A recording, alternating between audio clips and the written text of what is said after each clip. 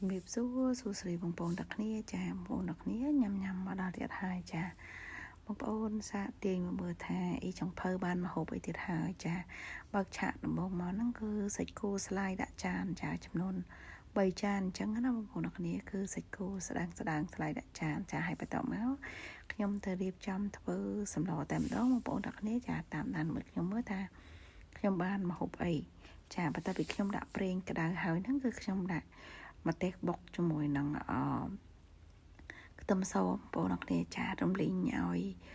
ក្រហមតិចទៅចារំលីងឲ្យចេញប្រេងចាកូរទៅកូរមកឲ្យម្ទេសយើងចាឈ្ងុយជាមួយនឹងខ្ទឹមសចាដែលសាបុកលាយចូលគ្នាអញ្ចឹងបងប្អូនចាកូរទៅកូរមកឲ្យក្រហមឈ្ងុយហើយបានខ្ញុំយកកុលខៃរំដេងល្គុយសោយខ្ទឹមសជាមួយនឹងខ្ទឹមក្រហមចាខ្ញុំបានដាក់ចូលហើយបន្ទាប់មកគឺខ្ញុំកូរគ្រឿងទាំងអស់ហ្នឹងចាចូលគ្នាឲ្យបានសពបងប្អូនគ្នាចាលីងទៅលីងមកតតែខ្ទឹមក្រហមខ្ទឹមសយើងឡើងឈ្ងុយជាមួយកុលកៃអីហ្នឹងចាបន្ទាប់មកបានខ្ញុំចាក់សាច់ចូលចាបន្ទាប់មកបងប្អូនសាច់ដែលខ្ញុំដាក់ចូលហ្នឹងគឺជាកតុយតេឆ្លាមបងប្អូនកតុយតេឆ្លាមមានព្រុយមានសាច់អីខ្លះអញ្ចឹងណាបងប្អូនគ្នាដោយសារខ្ញុំអត់បានចុច play ចាអញ្ចឹងហើយខ្ញុំកូរមួយសន្ទុះហើយមិននឹកឃើញថាអូផ្លិចចុច play អញ្ចឹងហើយបានខ្ញុំចាប់ផ្ដើមដាក់ play តាមក្រោយបងប្អូនអ្នកគ្នាតែខ្ញុំដាក់រហូតទៅហើយចាបន្ទាប់មកទឹកដែលខ្ញុំដាក់ចូលនេះគឺទឹកដោះគោខាប់បងប្អូនអ្នកគ្នាដោយសារទឹកដោះគោស្រស់ខ្ញុំអត់មានខ្ញុំដាក់ទឹកដោះគោខាប់ចូលបន្តិចអញ្ចឹងណាបងប្អូនអ្នកគ្នាចាដាក់ទឹកដោះគោខាប់បន្តិចមកហើយខ្ញុំដាក់ជាមួយទឹកសយើងហ្នឹងចាទឹកឆៅយើងហ្នឹងកូរឲ្យបានសព្វមកយើងយកចាក់ចូលតែម្ដងហើយបន្ទាប់មកទៀតគឺខ្ញុំមានបន្ថែមដូងខ្ចីបងប្អូនអ្នកគ្នាចាទឹកដូងខ្ចីចំនួន2ផងដែរដើម្បីធ្វើទឹកស៊ុបចាដើម្បីធ្វើទឹកស៊ុបចឹងណាបងប្អូនដាក់ទឹកដូងខ្ចី2ផ្លែហ្នឹងប្រហែលជា2ចានគោមនឹងឯងបងប្អូនអ្នកគ្នាចាបន្ទាប់មកទៀតគឺខ្ញុំកូរទឹករបស់យើងហ្នឹងឲ្យសព្វចឹងណាហើយបន្ទាប់មកបានយើងដាំទឹករងាស់ទឹកស៊ុបយើងហ្នឹងឲ្យពុះចាឲ្យពុះហើយបន្ទាប់មកយើងភ្លក់មើលបងប្អូនអ្នកគ្នាដោយសារទឹកដូងមានរសជាតិស្រាប់ហើយបងប្អូនអ្នកគ្នាគឺផ្អែមចាបន្ទាប់មកគឺខ្ញុំថែមអំបិលចូលបន្តិច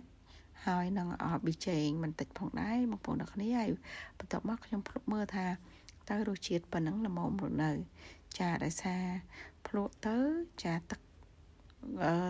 ស៊ុបរបស់ខ្ញុំហ្នឹងគឺនៅរាងជាតិផ្អែមបងប្អូនអ្នកគ្នាដោយសារយើងប្រើដូងខ្ចីចាដូងរាងមានសម្បកដែរអញ្ចឹងរាងទឹកដូងយើងរាងផ្អែមចាអញ្ចឹងហើយ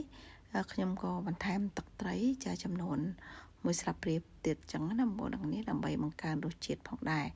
រសជាតិដាក់តាមចំណូលចិត្តសម្រាប់បងប្អូនដែលចង់បានរសជាតិបែបណាគឺយើងដាក់តាមបែបហ្នឹងអញ្ចឹងណាបងប្អូនប្រៃផ្អែមឬក៏អីចឹងទៅចាហើយបន្ទាប់មកខ្ញុំដាំទឹកស៊ុបខ្ញុំបន្តឲ្យទឹកស៊ុបខ្ញុំពុះអញ្ចឹងណាបងប្អូនគ្នាចាសម្រាប់ចាបន្លែដែលយកទៅដាក់ជាមួយទឹកស៊ុបយើងហ្នឹងចាគឺមានចាសាច់គោសាច់ត្រីឆ្លាមចាឲ្យជាមួយនឹងស្ពៃជើងទាផ្សិតម្ជុលចាជីរណានិងម្អមចាកាពិតបន្លែដាក់តាមចំណូលចិត្តបងប្អូនអ្នកគ្នាចាចង់ញ៉ាំបន្លែមួយណាដាក់បន្លែមួយហ្នឹងចង់ញ៉ាំត្រកួនអីក៏អាចដាក់បានដែរចាបន្ទាប់មកទឹកស៊ុបខ្ញុំគឺឆ្អិនហើយបងប្អូនអ្នកគ្នាចាអរគុណច្រើន